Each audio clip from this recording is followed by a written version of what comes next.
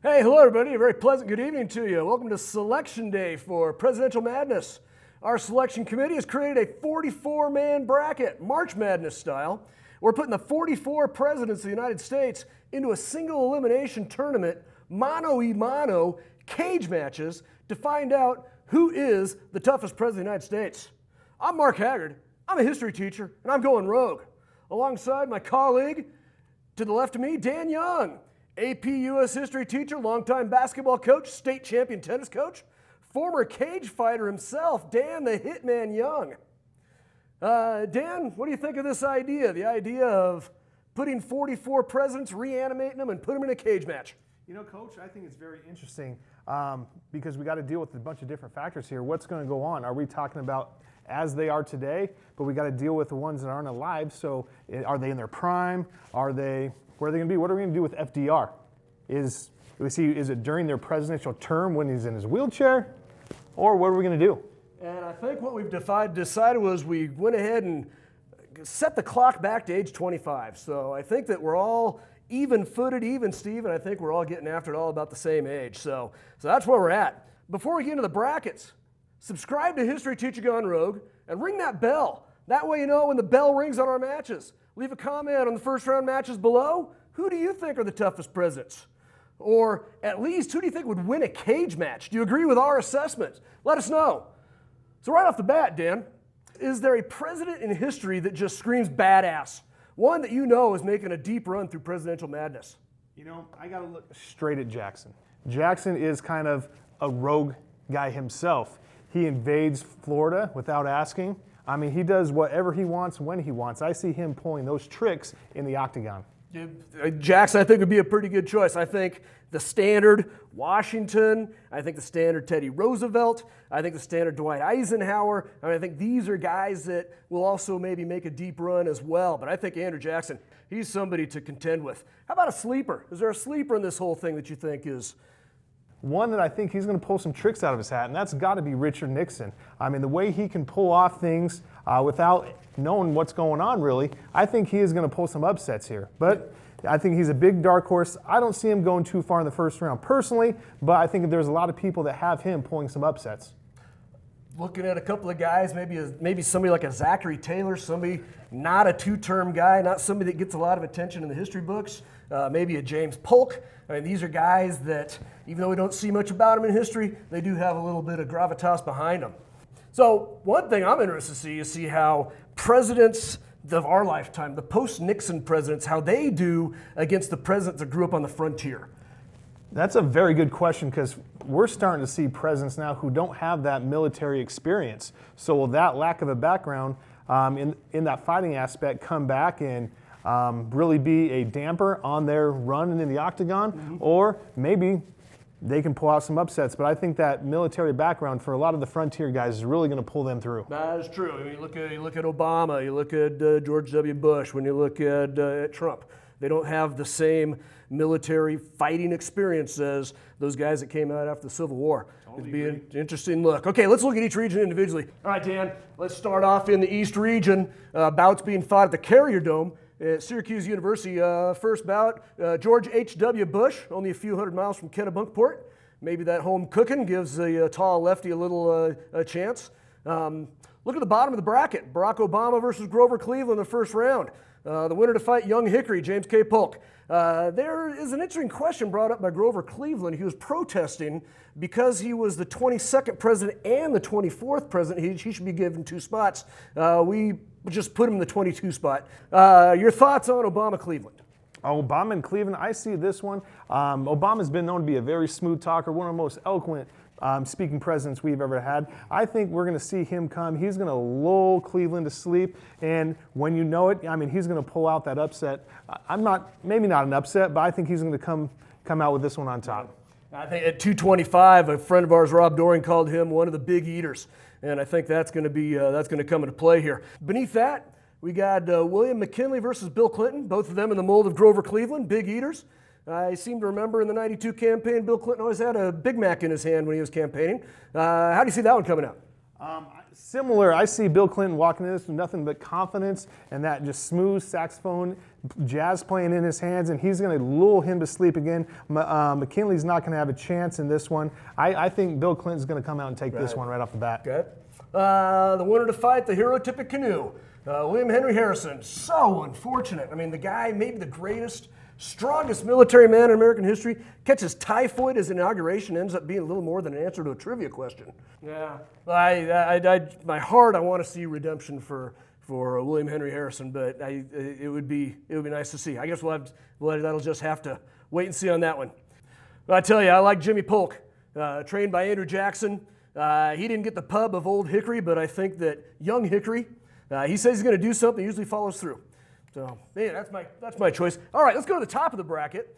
George H.W. Bush fighting Benjamin Harrison, grandson of William Henry Harrison. The winner gets the father of our country, George Washington. I think that's a great first-round matchup, maybe more worthy of a Sweet 16. Who do you like with H.W. Bush and William Henry Harrison? William Henry Harrison. I'm sorry, that wasn't Benjamin Harrison. Benjamin Harrison, yes, correct. Like I said, he was part of Sherman's March through Atlanta. He was part of what made Georgia howl. He is going to make H.W. Bush howl in this one. It's going to be over quick. I say it's not going to last past the first round. I don't know. I like H.W. Southpaw. He's got lanky. He's tall. Played first base at Yale. That whole Southpaw thing. Remember how Apollo Creed struggled with Rocky Balboa in Rocky II when Rocky came out fighting Southpaw. I mean, that's true, but we're talking about a guy that was part of burning down Georgia. I mean, I think he's going to take that ruthlessness against Bush in this one. As much as Bush, you think he has a chance? I don't. I see Harrison taking this one. H.W., youngest fighter pilot shot down in the Pacific during World War II. The guy's a survivor. Shot down. You know, they said that on the night of Benjamin Harrison's inauguration that an empty carriage pulled up to the White House and Benjamin Harrison got out.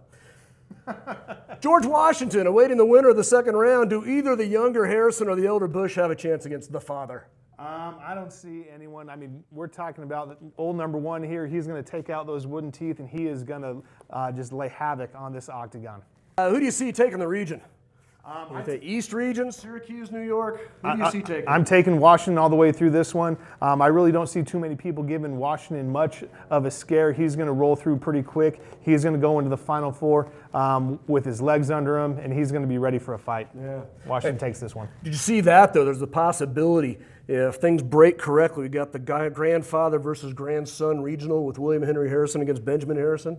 I mean, we can only hope that this type of matchup would come about in this. I mean, that's why we're doing this. We want to see those eccentric type of matches, and grandson versus grandkid, but both in their 25-year-old prime.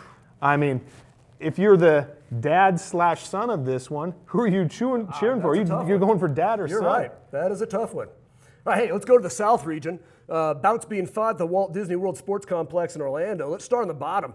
The closest two we have in terms of lifetime, 33rd President Harry Truman versus his successor Dwight Eisenhower. Give him hell, Harry versus Ike. The architect of D-Day versus the guy that dropped the atomic bombs. Who do you like in this first matchup? You kind of took the words right out of my mouth right there. We're talking about a guy who started World War II going into the guy that ended it. And I'm going to take the guy who ended it. Truman's going to drop bombs on Eisenhower just as he did in Japan. Yeah, keep in mind, Eisenhower wasn't the first one out of the boats at Omaha Beach, but he did play middle linebacker at West Point. It can't be easy going to war every Saturday against Notre Dame's Four Horsemen. And that's true. And fun fact, he was the only 5-star general we've seen as a president. Oh, really? Yeah. I did not know that. Not even Washington, huh? Not from my research. Right. It's good. Fact check me. We'll see. Winner to take on John Tyler. Who do you see coming out of that threesome?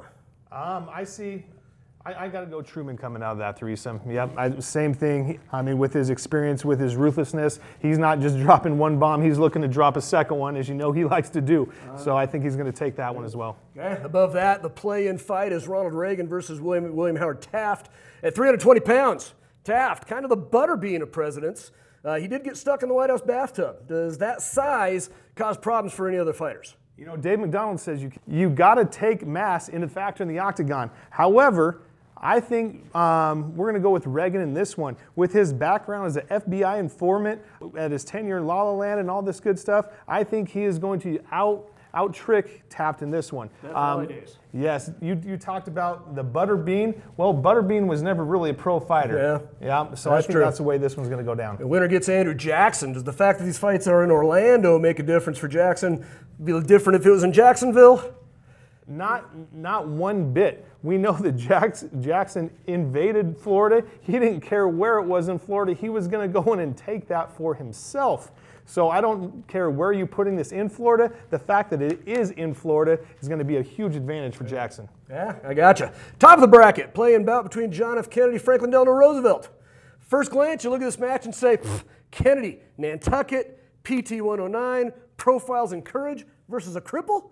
Roosevelt has no chance. You see otherwise. This is an interesting one because, like we said, we're talking about these guys in their prime, and even if he was in the wheelchair, we're talking about a guy with some great upper body strength going against Kennedy. FDR is going to be one of those tough ones, hard to take down because, well, especially if you get him on the ground, that's where he's going to use that upper body strength. That's true.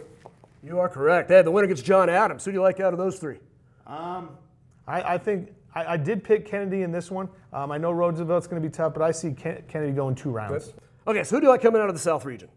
Out of the South region, I got to take Jackson with his military prowess and his ability to not even worry about what are within the rules. He's just going to do whatever he wants. He's going to want, and he's going to get himself to that Final Four. Good. All right. Let's look at the Midwest region. Bouts being fought at the Butler Fieldhouse in Indianapolis. Look at the bottom of the bracket. First round, speaking softly, carrying a big stick, Teddy Roosevelt against George W. Bush. Dan, does W have any chance against the 26th president? No.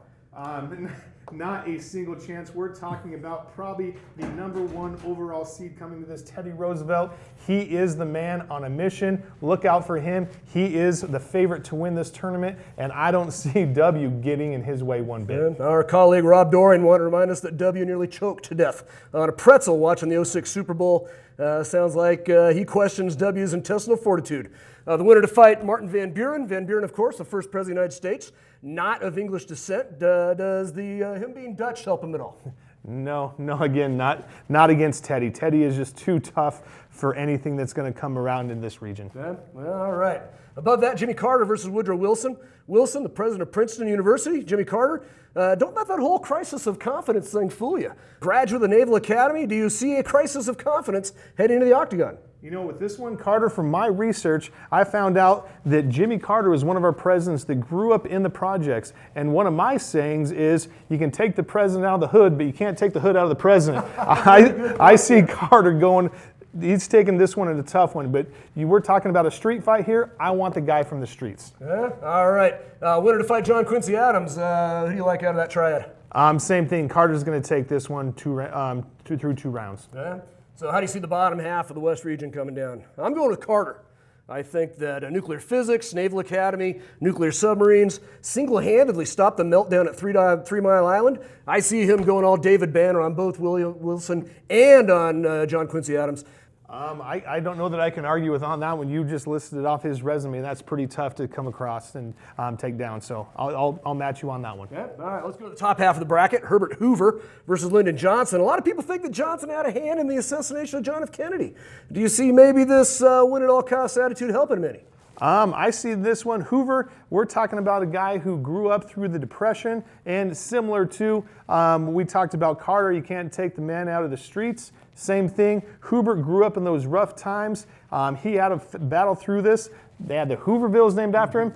He's got some anger and aggression to take out. That is true. To get his name back in the good graces of the American people. He's going to want to clear his name, isn't he? Absolutely. Absolutely. Okay, winner gets Thomas Jefferson, a great philosopher, but is he a great pugilist? I think so. And with Jefferson, it's not necessarily his physical prowess that's going to take him along, but it's all of his scouting. It's going to, same thing with he did with the Louisiana Purchase, moving out west with Lewis and Clark. He's going to use those 2 men to his advantage to scout his next opponent. Take the time to scout his guys. Absolutely. All right. So who do you see coming out of the top of the region there? And of course, who do you see winning the Midwest region in its entirety? With this one, I'm going to go Hoover coming out of the top of it, but the entirety, Teddy's taking this one down. We got Roosevelt. All right, lastly in the West, bouts at the Vivint Center in Salt Lake City. It does seem that anyone Nobody really has a true advantage here based on location. Look at the bottom of the bracket, though. Civil War veteran Chester A. Arthur versus the Donald in the first round. Two of the biggest presidents going at it right off the bat. Trump 6'1", 245. Arthur 6 foot 224. Hitman, what do you say? Unfortunately for Trump on this one, he's not going to be able to talk his way out of this. He's going to have to put up, and, well, he's not going to do that. We got Arthur coming out of this one. It's going to be a quick rollover. Like I said, even if Trump gets into the ring, those bone spurs, I'm telling you, they're going to come into play here. 245, that's a lot to be trying to maneuver around, though. Winner here could be a strong presence in the region. Winner to fight Zachary Taylor, hero of the Mexican War. What you calling that triad? See, Taylor is my guy coming out of this one. Taylor is one of the most ruthless men we've seen as far as a president, but he is one guy that you do not want to meet in a dark alley. He will sick his dogs on you, literally. Yeah, we'll see that next time around. Above that is the match between Warren G. Harding and Gerald Ford. Classic Michigan versus Ohio matchup. We just wonder if somebody's going to die in this, or die again. I mean, Gerald Ford played football at the University of Michigan. Does that translate into the octagon? I think absolutely, because we're not talking about football in today's version. We're talking about leather helmets, no face masks. You're saying you're going to put a guy like that playing linebacker with no face mask? He's willing to risk bodily harm and that pretty face of his. No doubt. That's what you want to see in the octagon. No Someone doubt that's about willing that. to put his face in there and do what needs to be done. Winner of the Ford Harding fight against James Monroe, veteran of the Revolutionary War. He's still got British bullets lodged inside of his body from the Revolutionary War. I think he's a dark horse. He's my guy. I think he could make some damage inside these brackets here. Does that, which does not kill you, only make you stronger? That's a good point, but with Ford, one thing I like about him is, unfortunately, he had a pretty rough childhood. He grew up watching a lot of problems between his mom and dad, pretty traumatizing for him. I think that trauma is going to pay off in the octagon, and he's going to be able to take some of that aggression out on these other guys. How do you see the bottom half of the West region shaking down? This is where we get into some interesting stuff here, but really, Taylor, he's not in the first round, but he's going to come through in that half of the region. I think so. Yeah. All right. There could be two relative unknowns. Great fight, I think, if it comes down to it. The Revolutionary War veteran Monroe, Mexican War veteran Taylor. I would love to see that matchup. All right, let's go to the top of the bracket. Cool versus Tricky. Calvin Coolidge fights Richard Nixon. The winner gets the father of the Constitution, James Madison. Who comes out of here? See, in this one, this is one of my dark horses. Unfortunately, I'm not going to pick my own dark horse. I probably should rethink that.